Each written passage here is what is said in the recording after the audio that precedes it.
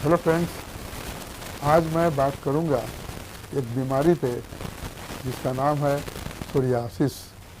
Psoriasis एक skin disease है जिसमें लाल लाल लाल चकत्ते पड़ जाते हैं, बहुत खारिश होती है और वहाँ से पपड़ियाँ निकलती हैं। इस बीमारी का मैं डिटेल बताऊंगा और आखिर में कुछ बहुत अच्छी होम्योपैथिक दवाएं बताऊंगा, इसलिए वीडियो के आखिर तक बने रहिए।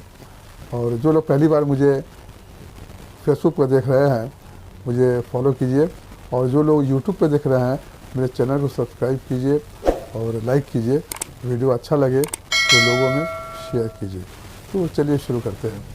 सोरियासिस सोरियासिस एक सोरियासिस एक स्किन डिजीज़ है जिसमें लाल लाल चकत्ते पड़ जाते हैं और यहाँ से पपड़ियाँ निकलती है, ख़ास करके सर पे या जॉइंट है वहाँ,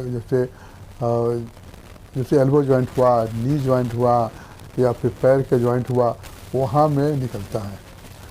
ये बीमारी ऑटो इम्यून डिजीज़ है। ऑटो इम्यून डिजीज़ क्या होती है?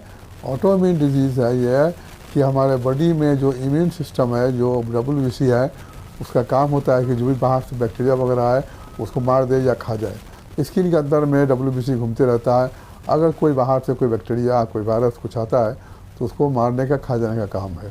मगर किसी वजह से गलती से वो जो बॉडी का सेल है, खुद के सेल को डैमेज करना शुरू कर जाता है, खा जाना शुरू करता है। इसकी वजह क्या है अभी तक पता नहीं चला है, लेकिन वो अपना ही सेल अपने सेल को खाने लगता है। इसलिए वहाँ पे जो लाल लाल चकत्ता होता है, फिर स्किन बनता है, फिर खाता है, फिर इसी तरह पपड़ियाँ निकलना शुरू हो जाती है। तो ये एक ऑटो इम्यून डिजीज़ है। ऑटो इम्यून डिजीज़ के लिए होम्योपैथिक दवा बहुत अच्छी काम करती है, और भी डिजीज़ है, ऑटो इम्यून डिजीज़ है, उसमें काम करती है। तो सोरियासिस ऑटो इम्यून डिजीज़ है। सोरियासिस के लिए होम्योपैथिक में बहुत अच्छी दवा है। और ये बीमारी एक दूसरे से पड़ती नहीं है, किसी को लगती नहीं है, ये खुद से होती है, अपने बॉडी में होती है। और इसलिए इसे डरना नहीं चाहिए कि बीमारी एक दूसरे से लग जाएगी, फैलेगी। ये खुद से होती है। तो पहले आइए समझते हैं कि ये बीमारी का ये कॉज तो ऑटो इम्यून डिजीज़ हो गया। उसके बाद में इसका वैरायटी है, इसका अलग अलग शेप का अलग अलग वैरायटी कहा गया। ये जनरली 7 टाइप का होता है, 7 तरह का होता है। पहला है तो प्लेक सोरियासिस। प्लेक सोरियासिस जो ये बहुत ही कॉमन है। इसमें क्या होता है कि लाल लाल चकत्ता होता है और वहाँ से जो सफ़ेद सफ़ेद पपड़ियाँ निकलती है। ये ख़ास करके सर पे होता है और एंकल जॉइंट में होता है, एल्बो जॉइंट में होता है, नी जॉइंट में होता है, और ये बहुत में खारिश होती है। तो इसको कहते हैं प्लेक सोरियासिस। उसके बाद आता है 2 नंबर में गुटेड सोरियासिस। गुटेड सोरियासिस में छोटा छोटा स्पॉट होगा, स्किन पे छोटा छोटा स्पॉट होगा और उसमें बहुत ज़्यादा खुजली होगी। और ये छोटा छोटा स्पॉट होने से आप समझिए कि ये गुटेड सोरियासिस है। उसके बाद नंबर 3 पे है इन्वर्स सोरियासिस। इन्वर्स सोरियासिस होता है कि ये अंडर आर्म में होता है, लाल लाल चकत्ता आता है। अंडर आर्म में हो या फीमेल में ब्रेस्ट के नीचे हो या थाई के, मेल फीमेल में थाई जहाँ का फोल्ड होता है अंडर पार्ट में, वहाँ में होता है। इसे कहते हैं इन्वर्स सोरियासिस। उसके बाद नंबर 4 पे है पस्चुलर सोरियासिस। पस्चुलर सोरियासिस में आता है कि पीला पीला दाना जैसा रहता है, उसमें पस भरा रहता है, चारों तरफ भरा रहता है, उसमें पस रहता है और दाना दाना होता है। इसे बोलते हैं पस्चुलर सोरियासिस। उसके बाद 5वें पे है एरिथ्रोडर्मिस सोरियासिस। इसमें होता है कि पूरे बदन में ये फैल जाता है, पूरे बदन में लाल लाल चकत्ता होता है। इसे कहते हैं एरिथ्रोडर्मिस सोरियासिस। नंबर 6 में है नेल सोरियासिस। नेल सोरियासिस में होता है, ये नेल की बीमारी है। नेल में सोरियासिस फैल जाता है। नेल में, जिसके नेल में होता है उसका नेल मोटा हो जाता है, नाखून मोटा हो जाता है, नाखून टूटने लगता है, मोटा हो जाता है, भुरभुरा हो जाता है, टूटने लगता है। तो ये नेल्स का सोरियासिस है। उसके बाद में है 7 पे है सोरियाटिक अर्थराइटिस। सोरियासिस के साथ में जॉइंट पेन हो तो उसे बोलते हैं सोरियाटिक अर्थराइटिस। ये 7 तरह का जो वैरायटी है ये सोरियासिस का है। कॉज इसका जो है वो ऑटो इम्यून कॉज है और हेरिडिटी होता है। ज़्यादातर देखा गया कि जेनेटिक्स में होता है, हेरिडिटरी होता है, और ये ऑटो इम्यून डिजीज़ है। अब आइए समझते हैं इसका सिम्टम क्या है। सिम्टम है इसका कि चकत्ता होगा, और चकत्ता के जब चारों तरफ लाइनिंग जो होगा क्लियर होगा, उभरा हुआ होगा, वहाँ पे पस भी हो सकता है या फिर ड्राई हो सकता है। और जो लाल लाल चकत्ता होगा उसके ऊपर पपड़िया जमती है, पपड़िया सूखा होकर निकल बाहर गिरती है और उसमें खारिश बहुत होती है। तो ये सिम्टम सोरियासिस का है। और उसके बाद में इसका जो तो कई बार जो लोग को कन्फ्यूज़न होता है कि सोरियासिस और एक्जिमा दोनों एक ही है या दोनों अलग अलग है। दोनों का सिम्टम जो है लगभग मिलता जुलता है, लेकिन दोनों में फ़र्क है। सोरियासिस में होगा कि जो चकत्ता होगा चारों तरफ जो उसका जो मार्जिन होगा उभरा हुआ होगा, जबकि एक्जिमा में मार्जिन उभरा हुआ नहीं होगा।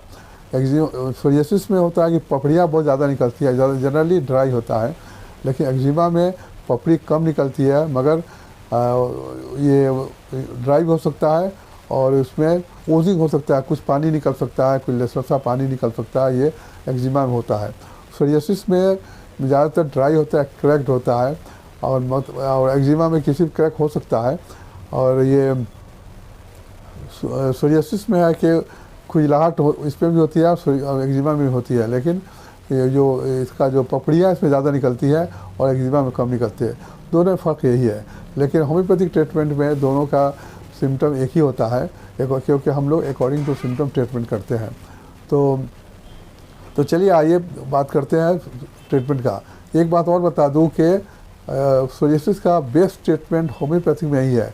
अगर आपको परमानेंट ठीक होना है, परमानेंट ठीक करना है, आपको होम्योपैथिक दवा लेनी चाहिए, क्योंकि दूसरी दवा लेने से टेम्प्रेरी आराम मिलता है, मगर जब होम्योपैथिक दवा लेंगे तो ये परमानेंट ठीक हो जाएगा। इसका टाइम लगता है, इसको कोर्स करने में टाइम लगेगा, लेकिन ये ठीक हो जाता है। क्योंकि जो सोरियासिस है ये क्रोनिक बीमारी है, पुरानी बीमारी होती है, इसलिए इसमें वक्त लगता है, लेकिन वक्त से घबराए नहीं, इसका लंबा ट्रीटमेंट होता है। लंबा ट्रीटमेंट लेने से श्योर ठीक होता है ये। आइए कुछ दवाएं बताएं, होम्योपैथिक कुछ दवाएं बताएं जो कि जनरली यूज़ होती है। वैसे तो आपको अगर सोरियासिस हो तो किसी अच्छे डॉक्टर से मिल के आपको ट्रीटमेंट करना चाहिए, खुद से ट्रीटमेंट करने की कोशिश नहीं करें। लेकिन आपकी जानकारी के लिए मैं यहाँ पे कुछ दवाएं बता रहा हूँ जो कि बहुत ही अच्छी काम करती है। वो है, एक नंबर में पेट्रोलियम है, पेट्रोलियम 200।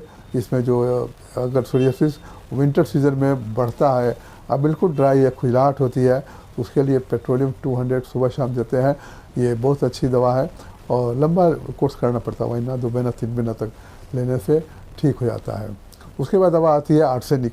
आर्सेनिक में जो है इसमें ड्राई टाइप का होता है, इसमें पपड़ियाँ निकलती हैं और खारिश होती है।